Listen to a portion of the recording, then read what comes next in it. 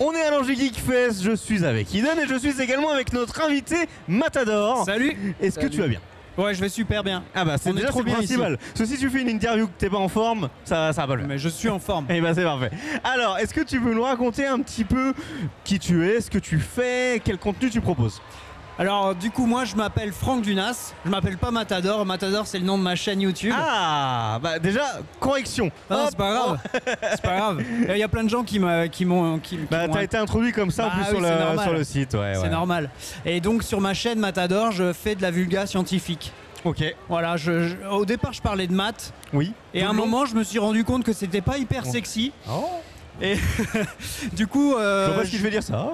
Non, je continue à parler de ça, mais plus sous l'angle histoire des sciences. Okay. Et esprit critique aussi. Ok. Voilà.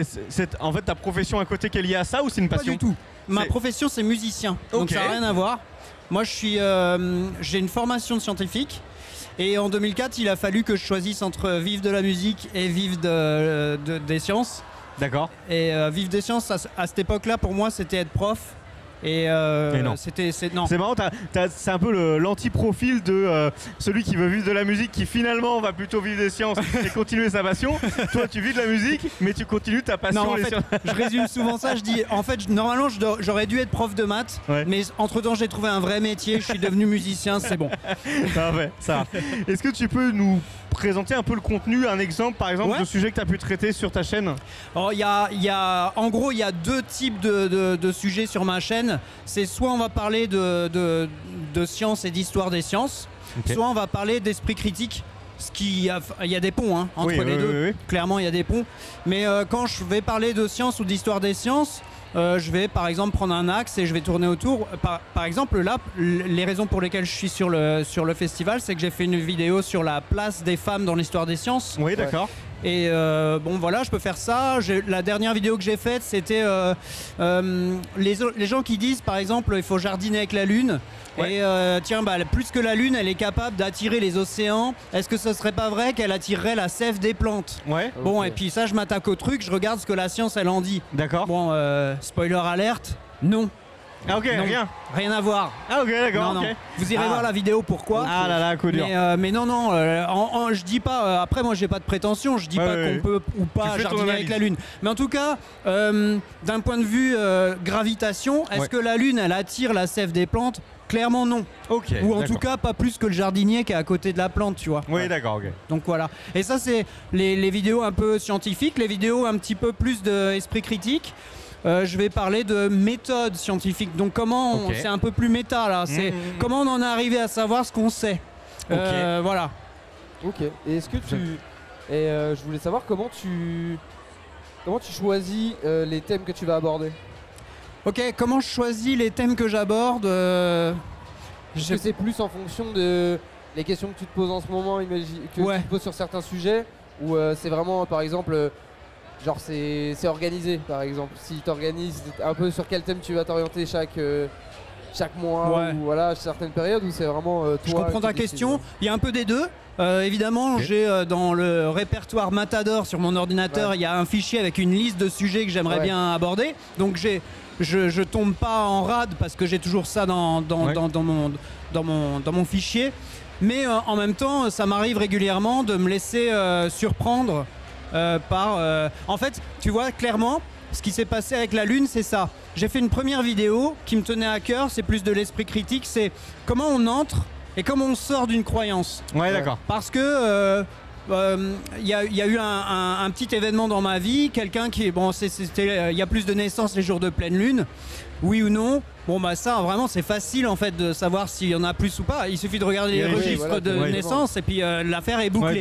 On sait qu'il n'y a pas plus de naissances les jours de pleine lune et pourtant on continue d'y croire. Ça, et ça continue à circuler et du coup j'ai fait toute une vidéo sur pas les naissances les jours de pleine lune, mais plutôt pourquoi on a du mal à sortir de cette croyance alors que finalement c'est vérifiable et que c'est vérifiable, c'est hyper simple. Ça, je veux dire, ça fait 400 ans qu'on devrait plus croire à ça. Et à côté de ça, on croit qu'on peut lire l'âge d'une coccinelle en fonction du nombre de points. On nous dit non mais ça c'est faux. Puis là tu fais oui d'accord c'est faux. Et tu sors de cette croyance comme ça. Alors que pour la Lune non t'en sors pas comme ça. C'était ça le sujet de la vidéo. Et ça m'a interpellé. Et après après, je me suis dit, ah, mais attends, pourquoi je ferais pas une vidéo aussi sur l'attraction, tu vois?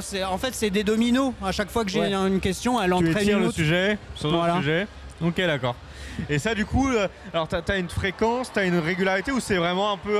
Là, t'as le temps de passer un sujet. J'imagine que c'est aussi assez chronophage de bosser sur ces sujets-là. Ouais, c'est chronophage. Alors, d'autant plus que j'ai 2 chaînes YouTube. Là, je suis invité pour Matador. Ah, c'est pour ça que du coup, tu n'es pas Matador. Une de tes chaînes YouTube est Matador. C'est ça, j'ai 2 chaînes YouTube. En fait, j'ai mon autre chaîne. En fait, YouTube résume ma vie parce que mon autre chaîne YouTube, ça s'appelle 507 heures. C'est une chaîne où je raconte mon quotidien d'intermittent du spectacle. Ok, d'accord. Donc, rien à voir avec la science. Ok. Mais du coup, la chaîne 507 heures, je publie toutes les semaines parce que l'idée, c'est ça. L'idée, c'est de montrer aux gens toutes les semaines. C'est un peu du vlog, ouais. Ça varie. J'ai plusieurs formats aussi. Et là, comme ce format 507 heures me contraint à publier toutes les semaines, sur Matador, en plus, il y a un peu de recherche. Autant du vlog, tu prends la cam et puis tu te filmes. Mais pour Matador, il faut faire des recherches, c'est plus long. Donc, il y a moins de vidéos. C'est un peu. J'essaye d'en faire une tous les mois, à peu près. Une par mois. Ok. Et la première chaîne qui a été créée, c'est Matador ou c'est 507 heures? Alors, la première chaîne qui a été créée, c'est Matador. Ok. Et c'est en voyant. En fait, l'idée de 507 heures m'est venue en regardant une autre chaîne YouTube qui s'appelle C'est une autre histoire. Coucou Manon Bril.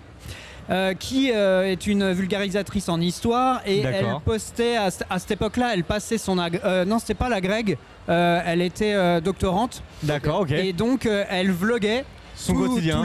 Son quotidien. Et moi je me suis dit mais ce serait génial de faire ça avec la musique. Ouais, ok. Donc c'est parti. Donc on peut suivre tes aventures aussi là-dessus. Je pense que ça doit aussi être cool parce que ça peut un peu te permettre de faire du contenu mais de te libérer et de faire autre chose parce que c'est forcément de manière, comme tu disais, de travailler. Il y a le côté recherche sur Matador et l'autre, je pense que c'est plus spontané, mais d'un côté, tu as quand même le plaisir de donner du contenu sans moins de prise de tête que Matador, en tout cas. Je pense que ça peut être ça. C'est un peu peut-être une porte de sortie, je sais pas, cette chaîne peut-être c'est un peu plus du kiff. Je sais pas. Ouais, les deux, mais en plus, chez Matador, il y a un côté scientifique. Donc tu racontes pas n'importe quoi. Il y a des gens qui sont pointus dans le domaine, qui viennent toujours un peu titiller. En musique aussi, hein, mais déjà, c'est mon métier, la musique. Donc je sais que c'est plus mon domaine d'expertise, alors que moi, j'ai fait mes études. Comment dire ça? J'ai pas 20 ans, voilà. Et du coup, l'époque à laquelle je faisais mes études et à laquelle j'étais au point sur mes réflections scientifiques, voilà, le temps est passé, quoi. Donc faut que je garde mes connaissances intactes. T'as fait. Ok.